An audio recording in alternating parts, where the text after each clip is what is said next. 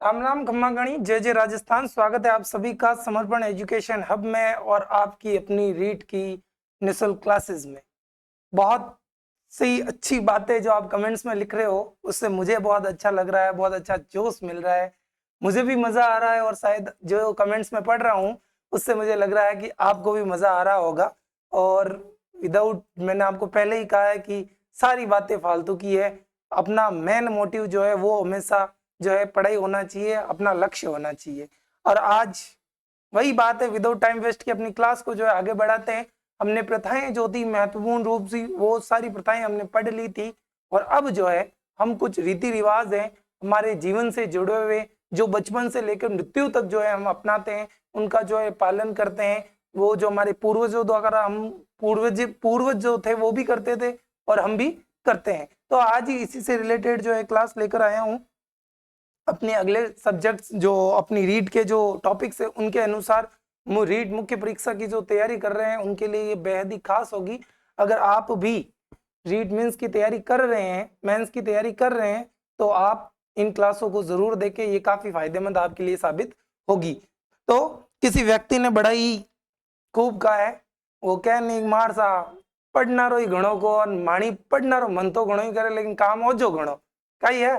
काम ओजो घणो जन लिखियो है कि वह पत क्या पथिक कुशलता जान क्या, कि वह पत क्या पत कुशलता क्या, जिस पथ पर बिखरे सूल न हो, जिस पथ पर बिखरे सूल न हो, नाविक की धैर्य परीक्षा क्या, नाविक की धैर्य परीक्षा क्या, यदि धाराएं प्रतिकूल न हो, यदि धाराएं प्रतिकूल न हो। आप जिस काम को कर रहे हैं बेशक वो बहुत ही मुश्किल है, उसको करना बहुत मुश्किल है, लेकिन ऐसी समस्या जब बिना समस्याएं के कुछ प्राप्त हो जाए तो क्या मजा, फिर उसमें मजा तो तभी है ना। आप देख लो, मजा तभी आएगा जब आप खुद मेहनत करोगे, संघर्ष करोगे और आपको कुछ प्राप्त होगा। तो चलिए क्लास को शुरू करते हैं बिना टाइम वेस्ट किए।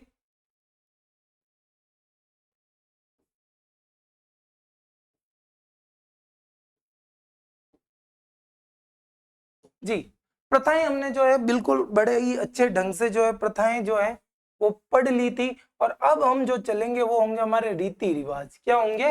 रीति रिवाज। तो रीति रिवाज की बात की जाए भारत में तो सबसे पहले, या राजस्थान में तो सबसे पहले व्यक्ति से जो सबसे ज्यादा संबंधित चीज है वो मानी जाती है संस्कार। क्या मानी जाती है? संस्कार। बिल्कुल, क्या मानी जाती है भाई? संस्कार मानी जाती है। अब पूछे कि भाई संस्कार क्या होते हैं, तो संस्कार वो चीजें होती हैं जो आपको बनाती है सभ्य। क्या बनाती है? सभ्य बनाती है। जो आपको बनाती है कि आप कितने व्यवहारिक हैं, आप कितने कुशल हैं, आप कितने योग्य व्यक्ति हैं, आप कितने सभ्य व्यक्ति हैं, वो बताते हैं आपके संस्कार। ये जन अपने जो है अपने जीवन से जुड़े हुए 16 संस्कारों की जो है इसमें हम बात करेंगे। कितने? 16 संस्कारों की। जीवन से मरण तक या फिर जीवन से मृत्यु तक अगर कोई पूछे कि भाई जीवन से मृत्यु तक कितने संस्कार जो हम मानते हैं या होते हैं, तो कितने होते हैं आप बताएंगे? 16 संस्कार होते हैं। ये कब तक चलते हैं? जीवन से मृत्यु तक। संस्कारों का अर्थ मैंने आपको बता दिया है, सामान्य सा अर्थ है जो आपको सभ्य बनाते हैं। सभ्य से मेरा तात्पर्य है कि आप उनके अनुसार चलते हैं, आप अपने जीवन में एक कुशल, एक अच्छे व्यक्ति बनकर जो अपने जीवन को जीते हैं, वही आपके संस्कार हैं। चलिए आगे चलते हैं। वर्ड्स बहुत हैं। जब आप कुछ अनीति करते हैं, कुछ गलत करते हैं, अच्छा व्यवहार नहीं करते हैं, तब लोगों द्वारा आपसे ये कहा जाता है कि वो संस्कारहीन व्यक्ति है, उसमें संस्कारों की कमी है। लेकिन आप जब उत्तम कार्य करते हैं एकदम बढ़िया बिना किसी गलती के, तब आप कहते हैं इसके माता पिता द्वारा, या पूर्व जो बड़े लोग होते हैं वो हमसे कहते हैं कि इसके माता पिता द्वारा इसे अच्छे संस्कार दिए गए हैं। चलिए आगे चलते हैं। जन्म से मृत्यु तक, ध्यान रखना, जन्म से मृत्यु तक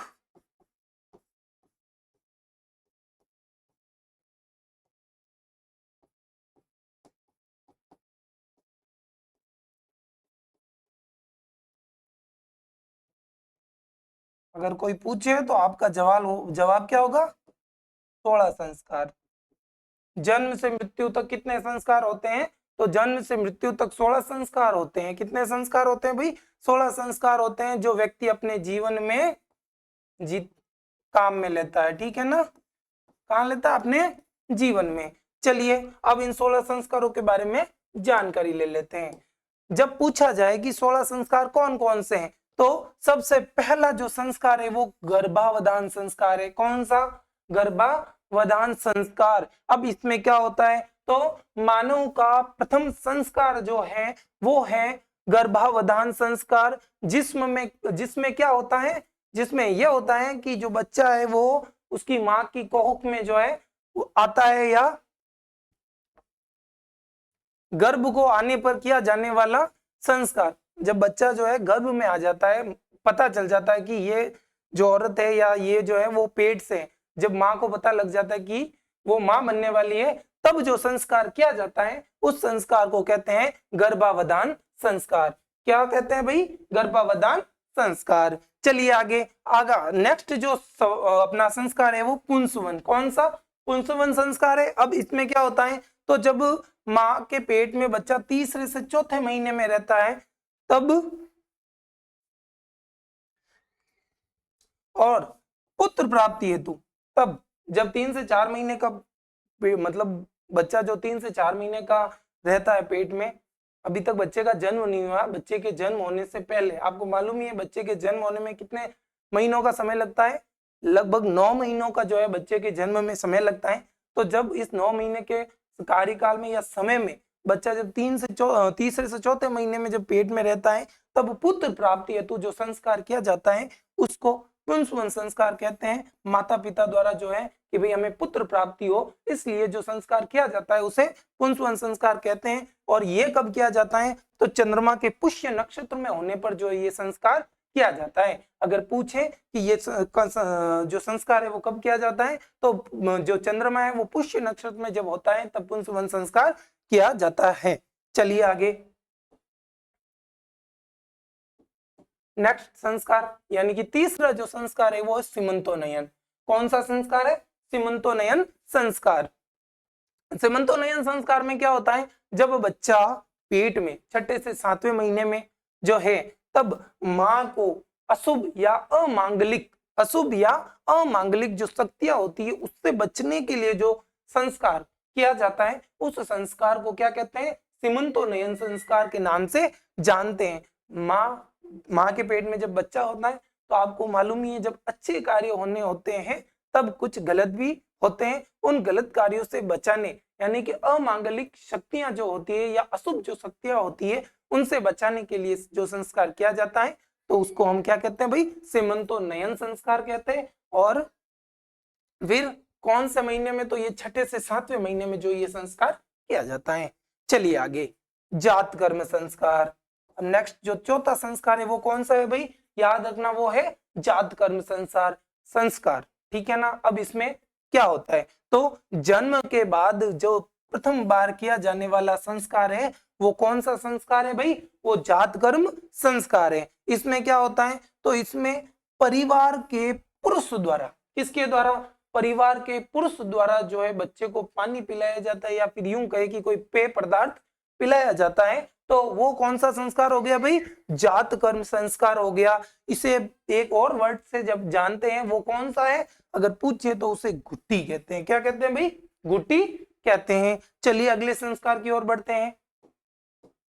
अगला संस्कार यानी कि संस्कार नंबर 5 कौन सा है भाई? नामकरण। बच्चे के जन्म के बाद उसको एक पहचान दी जाती है, और वो पहचान क्या होती है? तो वो पहचान होती है उसका नाम। क्यों? क्योंकि बच्चा टेम उन्हें जिन टाइम तो बच्चों जन्मे उन टाइम तो टिल्लुडोन मीठुडोन मार लाडलोन गिगुडोन कानूडोन घणो ही कहते, लेकिन उसका जो व्यवस्थित वो आगे चलकर जो जिस नाम से उसे पहचाना जाएगा वो नाम दिया जाता है।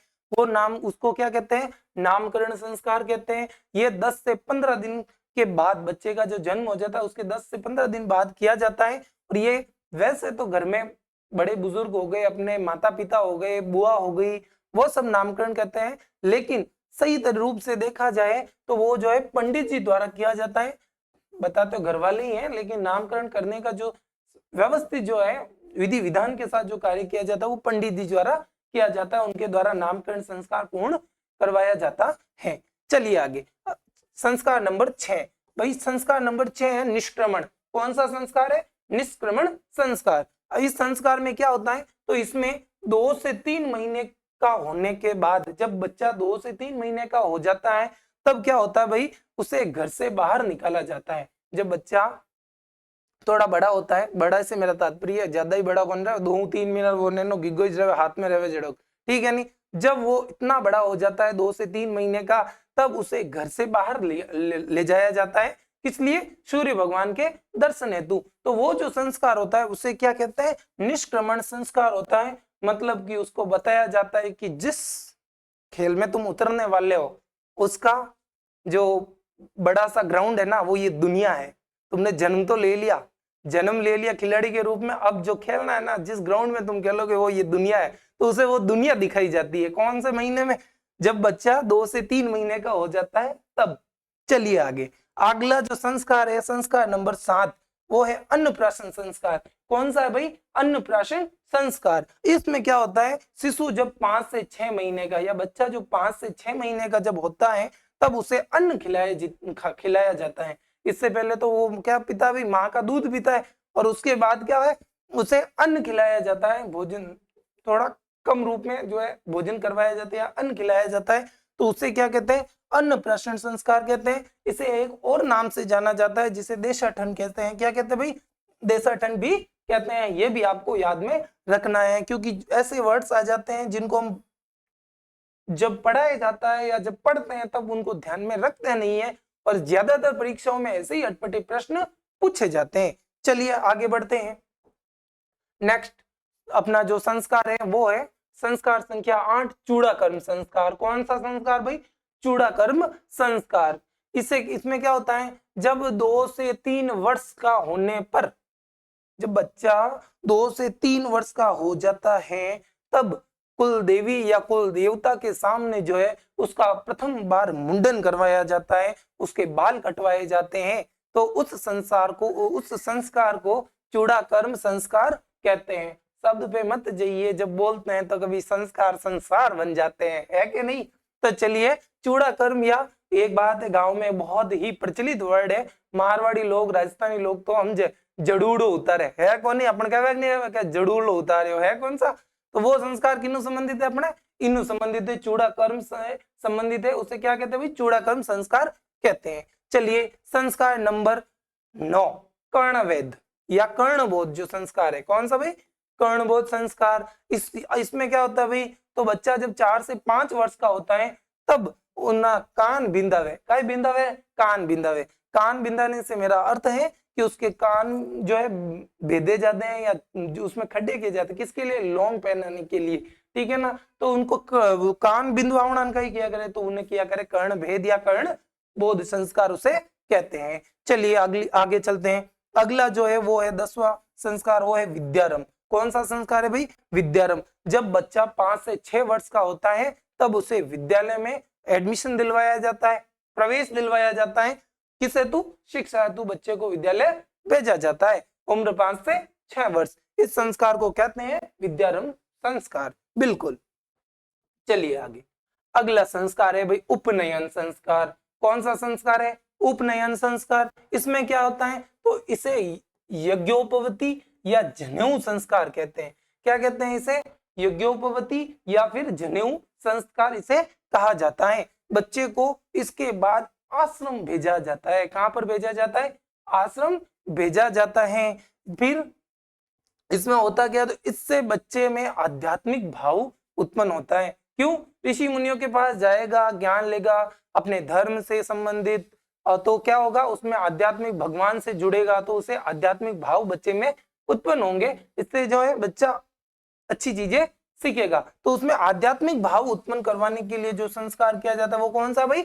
उपनयन संस्कार, जिसे यज्ञोपवीति या जनेऊ संस्कार भी कहते हैं। चलिए आगे बात करें, तो इस संस्कार का सबसे उत्तम दिन, कि भाई ये संस्कार कौन से दिन उत्तम रूप से किया जा सकता है, तो वो जो दिन होता है वो रक्षाबंधन का दिन होता है। बिल्कुल आगे चलते हैं हम। आशा है कि आपको ये क्लासें बहुत अच्छी लग रही होगी, और मैं जब एक चीज और आपको बहुत बार कहता हूं, यहाँ पर लिखी हुई चीजें जो है बिल्कुल व्यवस्थित लिखी हुई है, नोट्स के हिसाब से लिखी हुई है। इन चीजों को आप अपनी कॉपी में डे टू डेट नोट कर लेंगे तो ये आपके लिए, अब तो मुझे नहीं मालूम, लेकिन जब आपकी परीक्षाएं निकट आ जाएगी तब आप जो भागोगे वन लाइनर हेतु या और भी बहुत सी चीजें है कि भाई सारी चीजें छोटे से रूप में हमें पता चल जाए, कितना अच्छा होता, नोट्स होते तो कितना अच्छा होता। तो उस समय जो ये बहुत काफी फायदेमंद आपके लिए साबित होंगे, तो आप प्लीज इनको लिख लीजिएगा। चलिए आगे, वेदारंभ संस्कार। कौन सा संस्कार भाई? वेदारंभ संस्कार। वेदारंभ संस्कार में क्या होता है? तो वेदों की शिक्षा हेतु गुरु के पास भेजा जाता है। बच्चे को जो है वेदों की शिक्षा हेतु कहां पर भेजा जाता है? गुरु के पास भेजा जाता है, ताकि उसको वेदों का ज्ञान हो। इस संस्कार को वेदारंभ ज्ञान कहते हैं या वेदारंभ संस्कार कहते हैं। चलिए आगे, अगला है भाई कैशांत। कौन सा संस्कार भाई? कैशांत संस्कार। बच्चा किशोरावस्था से यौवन अवस्था में जो है प्रवेश करता है, इस समय जो संस्कार किया जाता है उसे कैशांत कहते हैं। कैशांत में क्या होता है? तो कैशांत संस्कार के अंतर्गत जो है पहली बार बच्चे की या उस यौवनावस्था में आए हुए व्यक्ति की दाढ़ी और मूंछ कटवाई जाती है। क्या कटवाई जाती है? दाढ़ी और मूंछ कटवाई जाती है। इस संस्कार को कैशांत के नाम से जानते हैं, है ना भाई? कौन सा संस्कार? कैशांत संस्कार। चलिए संस्कार नंबर 14, समावर्तन संस्कार। कौन सा भाई? समावर्तन संस्कार। भाई अब इसमें क्या होता है? तो वेदों की शिक्षा के बाद बच्चा जब अपने घर लौटता है, वेदों की शिक्षा प्राप्त करने के बाद जब बच्चा अपने घर लौटता है, तब जो संस्कार किया जाता है तो उसे क्या कहते हैं भाई? समावर्तन संस्कार कहते हैं। कौन सा संस्कार कहते हैं? समावर्तन संस्कार उसे कहते हैं। चलिए आगे बढ़ते हैं। अगला पाणी ग्रहण संस्कार। संस्कार संख्या 15। कौन सा भाई? संस्कार संख्या 15। कौन सा है? पाणी ग्रहण। कि भाई अब इसमें क्या होता है? तो शादी के समय जो किया जाता है या शादी के समय किया जाने वाला जो संस्कार है उसे पाणी ग्रहण संस्कार कहते हैं। इसमें क्या होता है? तो वो ब्रह्मचर्य आश्रम से व्यक्ति गृहस्थ आश्रम में प्रवेश करता है, और जब वो गृहस्थ आश्रम में प्रवेश करता है तब उसका जो ये संस्कार संपन्न किया जाता है। कौन सा? पाणी ग्रहण संस्कार। ठीक है, चलिए अगले और अंतिम संस्कार की ओर, जिसे अंत्येष्टि कहते हैं। कौन सा संस्कार भाई? अंत्येष्टि। जब व्यक्ति की मृत्यु के समय या व्यक्ति की मृत्यु हो जाती है, उस समय जो संस्कार कंप्लीट किया जाता है या पूर्ण किया जाता है उसे कहते हैं अंत्येष्टि संस्कार। जीवन, व्यक्ति के जीवन का जो अंतिम संस्कार है, जब पूछ लिया जाए कि भाई सवाल आ जाए परीक्षाओं में क्या व्यक्ति के जीवन का अंतिम संस्कार 16 संस्कारों में से कौन सा है या अंतिम संस्कार कौन सा है, तो वो है भाई अंत्येष्टि संस्कार। कौन सा है भाई? अंत्येष्टि संस्कार। चलिए आगे चलते हैं। जन्म संबंधी रीति रिवाज। जब रीति रिवाज प्रथाएं हम पढ़ रहे हैं, अब 16 संस्कार तो व्यक्ति के जीवन से कौन कौन से ये तो पढ़ लिए, अब हम पढ़ेंगे कि भाई जन्म के समय कौन कौन से रीति रिवाज जो है हम मनाते हैं या मानते हैं, जिनको हम जो है पूर्ण करते हैं। तो सबसे पहले जो होता है वो होता है कुआं पूजन। क्या होता है भाई? कुआं पूजन। कुआं पूजन क्या होता है? लड़के के जन्म या बच्चे के जन्म के लगभग 20 दिन बाद, लगभग कितने दिन बाद भाई? 20 दिन बाद जो है कुएं की पूजा की जाती है। किसकी भाई? कुएं की पूजा की जाती है, और कुएं से जो है पानी घर लाया जाता है, तो उसे क्या कहते हैं भाई? कुआं पूजन कहते हैं। ये संस्कार कब किया जाता है? तो बच्चे के जन्म के 20 दिन बाद जो है, लगभग 20 दिन बाद जो है ये संस्कार किया जाता है। चलिए आगे चलते हैं। ढूंढ पूजा। कौन सी पूजा? ढूंढ पूजा। ढूंढ पूजा क्या है? होली रे माते। पहली बात तो कब होती है?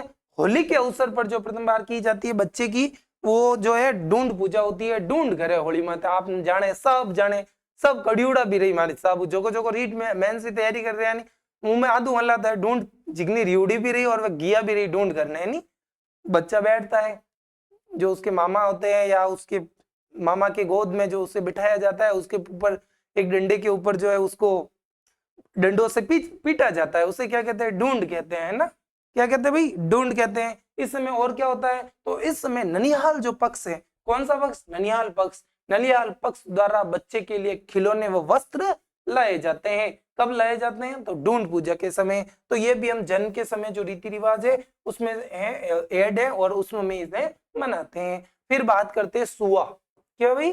सुआ। अगला जो रीति रिवाजों में अपने जो रिवाज है या प्रथा है वो कौन सी है? सुआ। सुआ में क्या होता है? बच्चे के जन्म पर घर में 10 दिनों तक, बच्चे का जो जन्म होता है ना, जब बच्चे का जन्म होता है तब लगभग 10 दिनों तक जो है, कितने दिनों तक? लगभग 10 दिनों तक घर में किसी भी प्रकार का शुभ कार्य नहीं किया जाता या होता ही नहीं है। ठीक है ना? तो ये कौन सा संस्कार है, या यूं कहें कि ये कौन सा रीति रिवाज है, तो इसे क्या कहते हैं?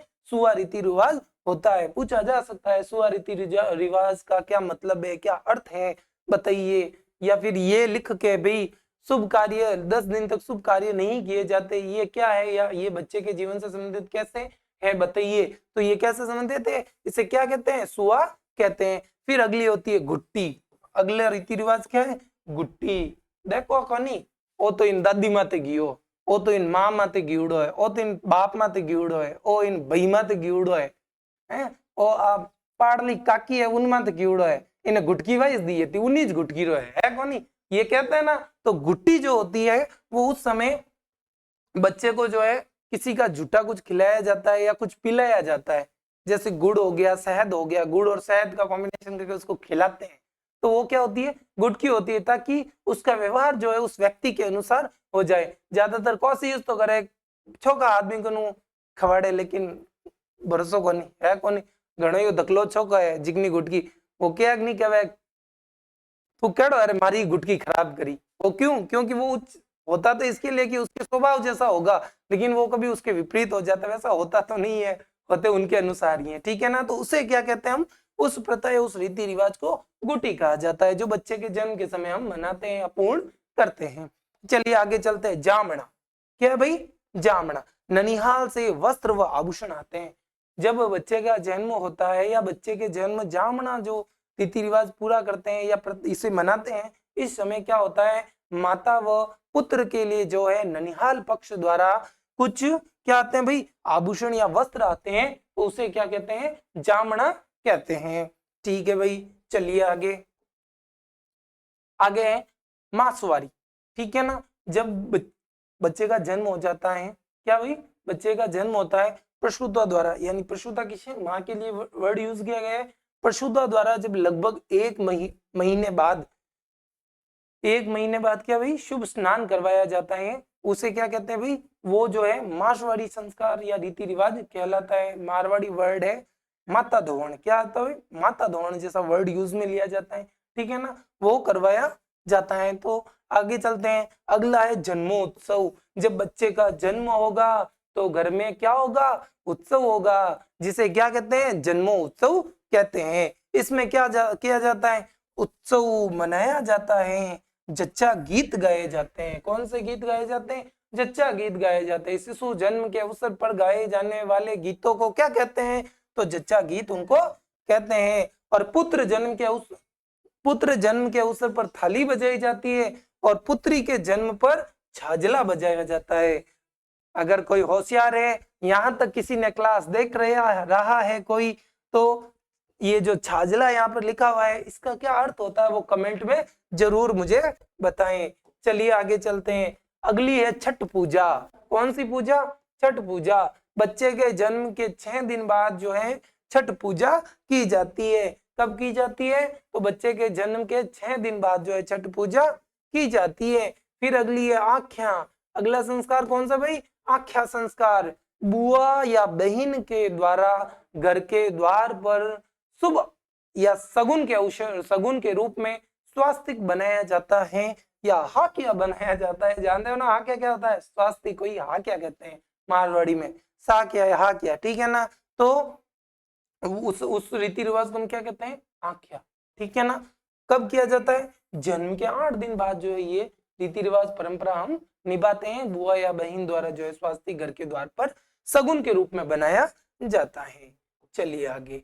अगला है दसोठन। बच्चे के दादा वो पापा, बच्चे के दादा या फिर पापा या पिता जो है नुतुन का भोजन करना या नुतुन का भोजन करते हैं ना, तो उसे क्या कहते हैं भाई? दसोठन कहते हैं। चलिए आगे चलते हैं। छुच्छक क्या है भाई? अगला रीति रिवाज है छुच्छक।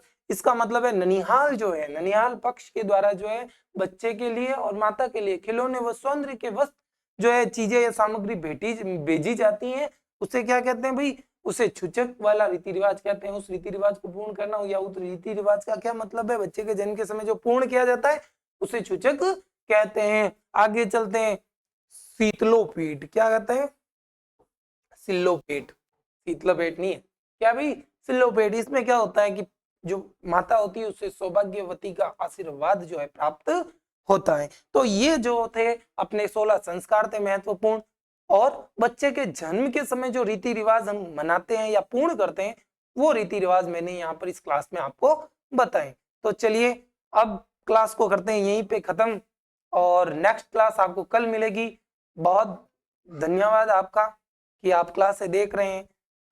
पालीवाल साहब, बहुत अच्छा लगा कल आपका कमेंट सुन के मुझे, थैंक यू। आप अगर हमारी क्लासों को देख रहे हैं और आपके लिए वो उपयोगी साबित हो रही है तो आपसे भी ज्यादा मेरे लिए वो खुश नसीबी है। मैं अपने आप को जो है सौभाग्य, मेरा जो है सौभाग्य अच्छा है। ठीक है, धन्यवाद। कल फिर मिलते हैं इसी समय इसी क्लास में। थैंक यू, धन्यवाद।